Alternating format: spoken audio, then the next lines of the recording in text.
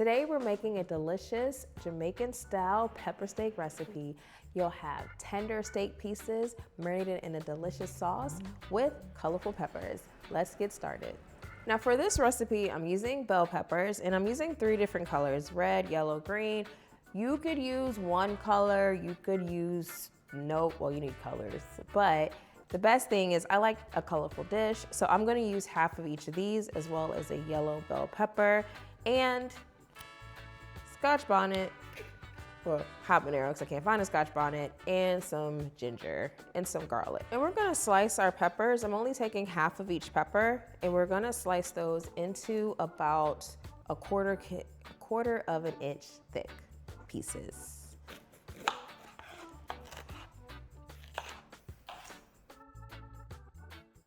I'm probably gonna cry. I like to have like about the same number of onions and peppers. Also slice these about a quarter inch thick. I'm also gonna use some garlic, but I'm gonna slice that garlic instead of chopping it. I'm also gonna slice my pepper. Now, this is a habanero pepper because I couldn't find scotch bonnets. And what I've realized is that when I'm getting the habaneros from the store, they're not as spicy as I would like them to be. So I am gonna slice this, but I am gonna keep some of that membrane as well as some of the seeds in it because that's where the spice lives. I've also got some fresh ginger that I'm going to not slice, but I'm actually going to chop this one or mince it so that it is finer and gets dissolved in our sauce. Now for our steak. So I'm gonna use a sirloin steak for this recipe. You could use flank steak or other cuts of steak, but I like the sirloin because I found it was a little bit cheaper. Also, it's going to stay tender and soak up the sauce like we need it to soak it up. I'm going to slice this steak in 1/4 inch pieces as well, or slices, and I'm going to slice it against the grain because that will also help it keep it tender. So if you can see my grain is going this way, I'm going to slice it the other way. So I've got all my ingredients prepped and sliced, and I've actually gotten all my ingredients out because stir fries go fast.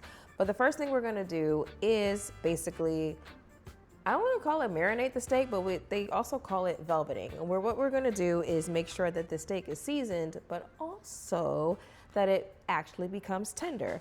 So I'm gonna season it with some all-purpose seasoning, some Jamaican style all-purpose seasoning, as well as some allspice.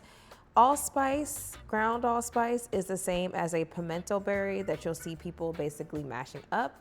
I usually just grab the allspice that's ground because I hate when I find those big allspice pieces. So I usually just get the ground allspice rather than using whole pimento berries. But if that's what you want to do, you could do that as well. I'm also going to add a little bit of cornstarch. This is what I hear also helps velvet the chicken and makes it tender as well. And I'm also going to add some soy sauce, regular soy sauce. Actually, this is like low sodium soy sauce. And I'm going to basically just make sure all the pieces of beef are covered with this. While I wash my hands, I'm gonna let this marinate for about 30 minutes. Only 30 minutes, do not let it do it longer because that cornstarch could do something funky to that meat. While our beef is marinating, let's go ahead and make our sauce for our pepper steak. So I've got some beef broth, got some Worcestershire sauce, as well as a dark soy sauce, dark thick soya sauce. I found this in my international market and I like it whenever I want a darker, thicker soy sauce. I'm also going to use some onion powder, garlic powder, and black pepper, as well as some cornstarch, because this cornstarch I'm adding not to velvet or tenderize any beef, but when I make that sauce, I want it to be nice, thick, and glossy. I'm just gonna whisk this and set this aside. Now let's get to cooking. Now we're ready to cook. So I've got a large skillet that I'm going to use to cook my beef and everything together. Everything's been prepped. My beef has been marinating for 30 minutes. It is time to get cooking. So I have about a 1/4 cup of oil here, and I'm gonna use about 2 tablespoons initially to fry our beef. I'm gonna add my beef in the pan in a single layer. Hear that sizzle? We cook this for about 2 to 3 minutes until the sides are browned. You don't want to cook it too long. And I'm doing this in batches because I do want my meat to brown. So it is time to take this out. How much oil is going to be left behind, I think, depends on the kind of steak you have as well as the pan. I've got a good bit of oil still left in my skillet. I'm going to add just a little bit more because I want about, 1 to 2 tablespoons. I want it to be enough oil to season my veggies. So I've got my onions and bell peppers already chopped. I'm so happy. Mise en place.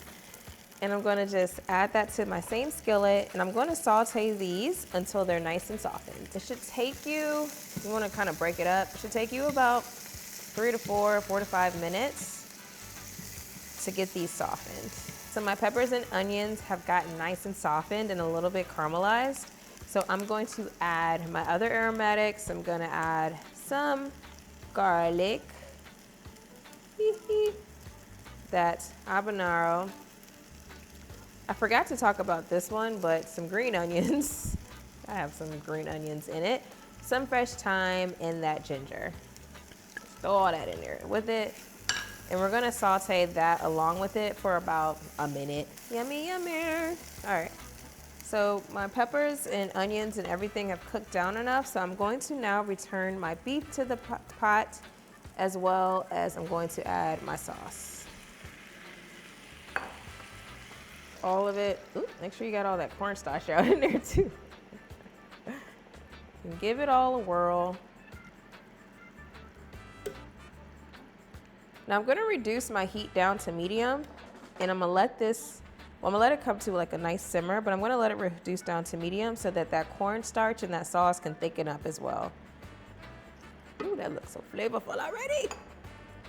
You can see our sauce has thickened up quite nicely, and when it starts to separate and take a while to come back together, it's what you want it to be. I like mine to be a little bit looser, so it's like a big gravy, but oh my gosh, this is perfect. Now it's time to taste our pepper steak. I'm just gonna grab some up here.